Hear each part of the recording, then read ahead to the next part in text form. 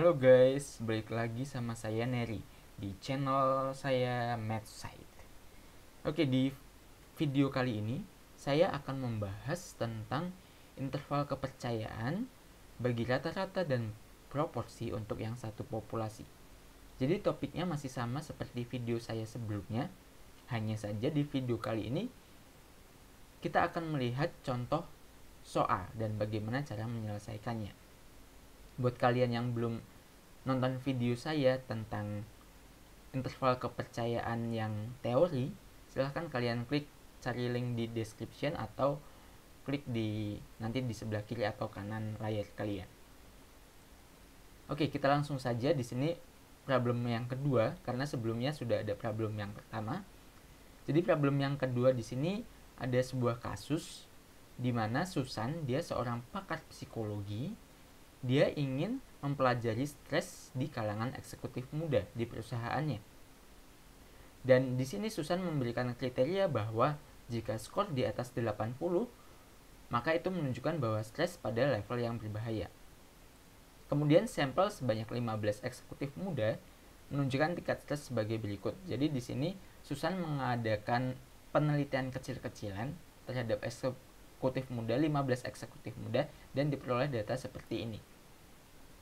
Lalu di sini kita akan menentukan interval kepercayaan bagi rata-rata untuk tingkat stres dengan tingkat keyakinan 90%. Untuk mempermudah kita menyelesaikan persoalan ini, saya akan menggunakan Microsoft Whiteboard. Oke, di sini. Ini sudah saya pindahkan soalnya.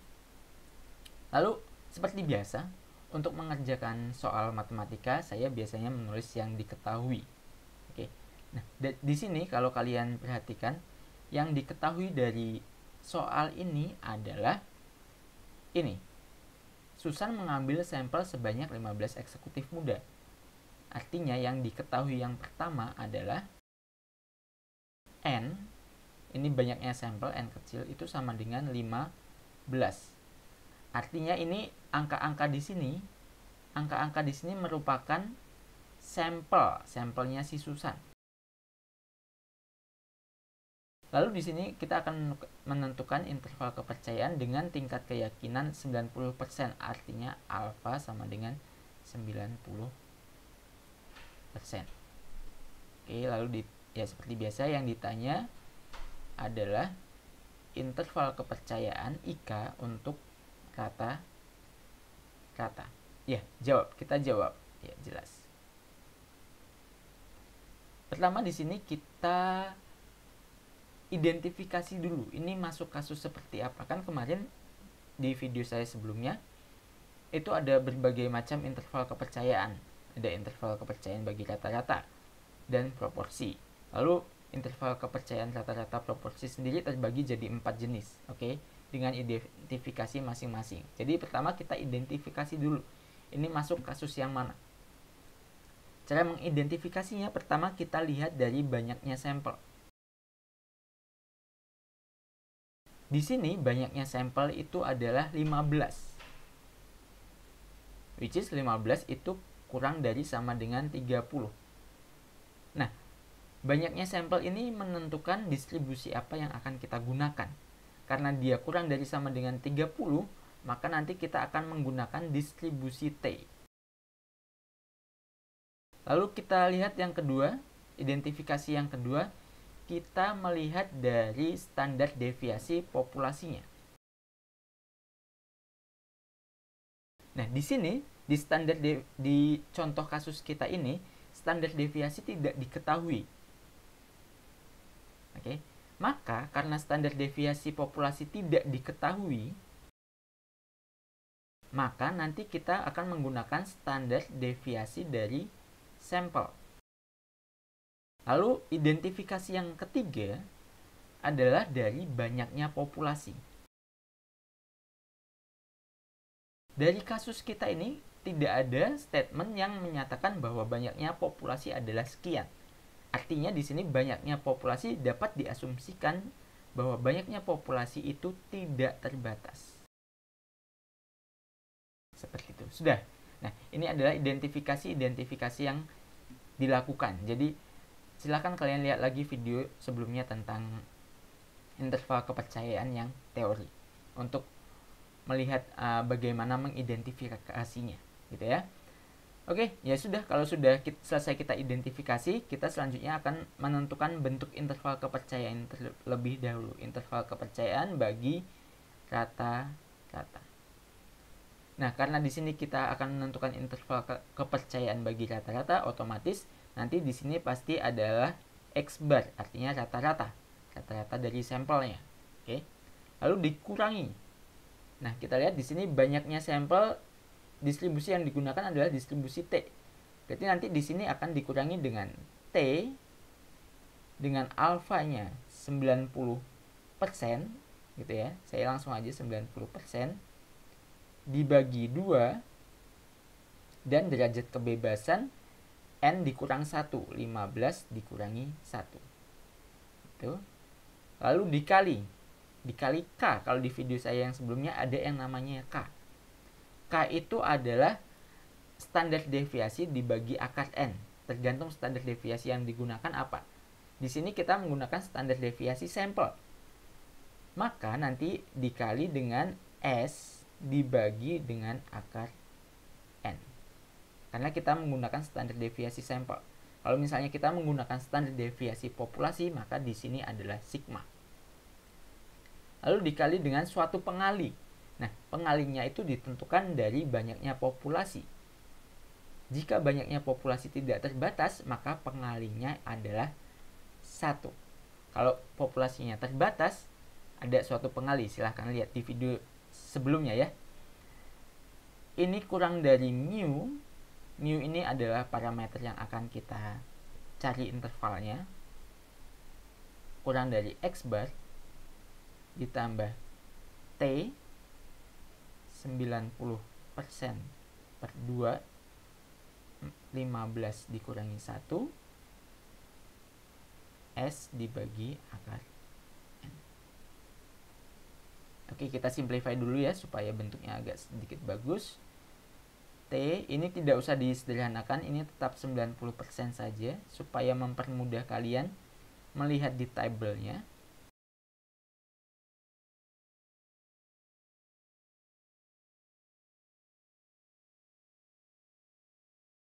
Oke, ini dia bentuk dari interval kepercayaan kita.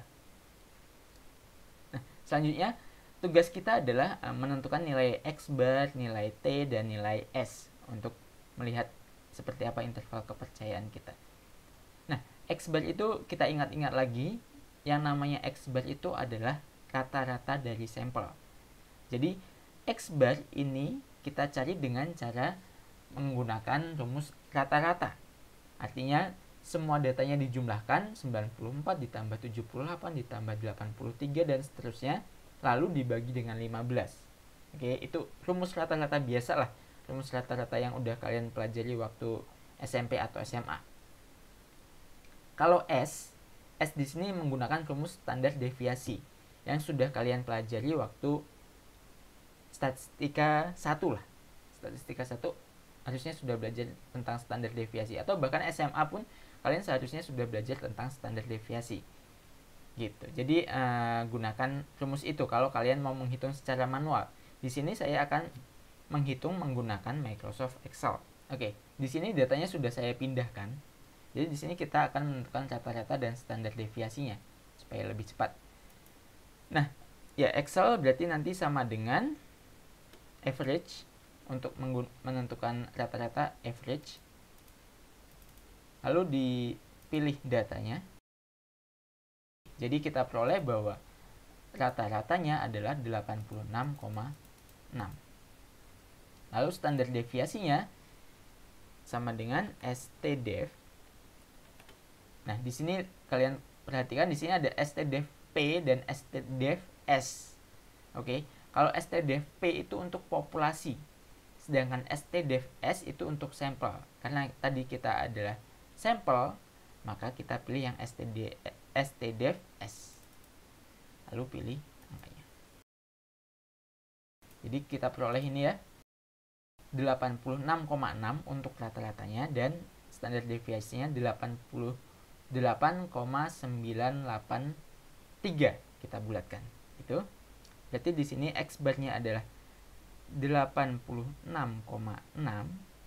dikurangi sesuatu di sini, lalu nanti ada dikali dengan 8,983 dibagi dengan akar 15. Ini satunya karena pengalih 1 kita abaikan, kurang dari mu, kurang dari 86,6 ditambah sesuatu, nanti kita lihat dari tabel T, dikali dengan 8,983 per akar 15. Nah, selanjutnya kita akan menentukan tabel T. Oke. Kita langsung saja buka tabel T. Ini dia tabel T kita. Kita langsung saja lihat di interval kepercayaan 95%, oke. Tadi kita interval kepercayaannya atau tingkat kepercayaannya adalah bukan 95%, maksud saya 90%, dan derajat kebebasannya adalah 14. Jadi kita lihat di bagian DF ini yang 14, lalu yang bagian confidence intervalnya kita pilih yang 90%, dan nanti kita akan menemukan nilai 1,761 di sini. Oke, jadi T-nya nilainya 1,761. Kita kembali ke whiteboard. Di sini kita isi 1,761. Ini 1,761. Lalu ya sudah, ini kita tinggal menghitungnya. Jadi kita hitung seperti biasa. Ini kalian kalikan dulu. Jadi kalian tentukan yang ini, lalu nanti hasilnya sebagai pengurang untuk 86,6 gitu ya. Kalau kalian hitung, ini hasilnya adalah 4,084 kalau saya tidak salah. Tolong dihitung lagi nanti kalau saya salah, maaf. Lalu ini nanti ya, ini tinggal masalah perhitungan saja. Ini kurang dari mu, kurang dari 86,6 ditambah 4,084. Ini tinggal dihitung. Ini hasilnya adalah 82,516. Kurang dari mu, kurang dari 80. Bukan 80, maksud saya 90,684. Oke. Jadi kita peroleh interval kepercayaan kita adalah ini, di antara 82,516 dan 90,684. Seperti itu. Selanjutnya saya akan membahas tentang interval kepercayaan bagi proporsi dengan kasus yang sama. Oke, di sini sudah ada soal yang sudah saya modifikasi dari soal sebelumnya.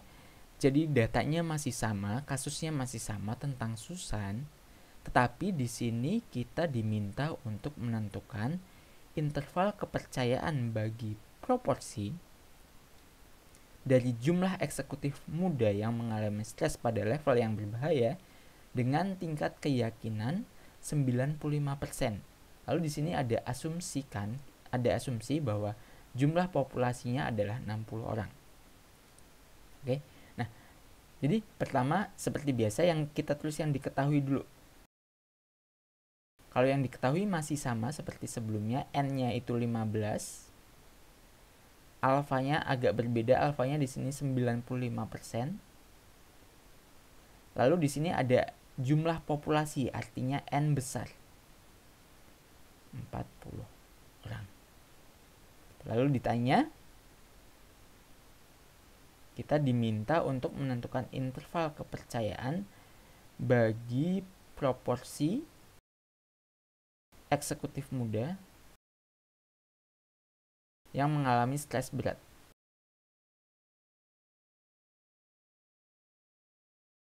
Oke, kita jawab. Nah, di sini sedikit berbeda ya dari video yang sebelumnya, yang video tentang yang interval kepercayaan yang soal pertama.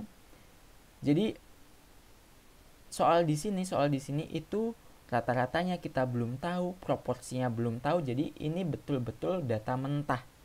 Data yang dari hasil penelitian kita. Jadi belum kita cari rata-rata dan segala macamnya gitu ya. Jadi di sini kita diminta untuk menentukan sendiri. Oke, nah sekarang di sini kita ingin menentukan interval kepercayaan proporsi eksekutif muda yang mengalami stres berat. Artinya di sini kita akan melihat dulu eksekutif muda yang mengalami stres berat itu ada berapa, gitu ya. Jadi kita cari dulu banyaknya eksekutif muda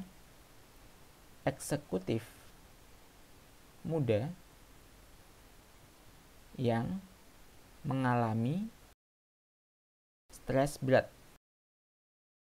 Oke, kita lihat di sini. Si Susan itu memberikan kriteria bahwa skor di atas 80 itu artinya eksekutif muda tersebut mengalami stres yang berbahaya atau berbahaya atau berat ya. Nah, di sini kita lihat yang lebih dari 80 itu ada 1, 2, 3, 4, 5, 6, 7, 8, dan 9. Artinya eksekutif muda yang mengalami stres berat itu adalah 90. Gitu ya. Nah, seperti biasa kita melakukan identifikasi terlebih dahulu ya. Identifikasi kasus. Jadi yang pertama dari banyaknya sampel, dia itu 15, itu masih kurang dari sama dengan 30. Artinya kita nanti pakai tabel T. Lalu yang kedua, ini karena kita mau menentukan interval kepercayaan bagi proporsi, berarti kita tidak ada urusan dengan standar deviasi. Jadi yang kedua itu kita bisa langsung ke banyaknya populasi. Nah, di sini banyaknya populasi sudah diketahui 40. Artinya di sini banyaknya populasi dia terbatas.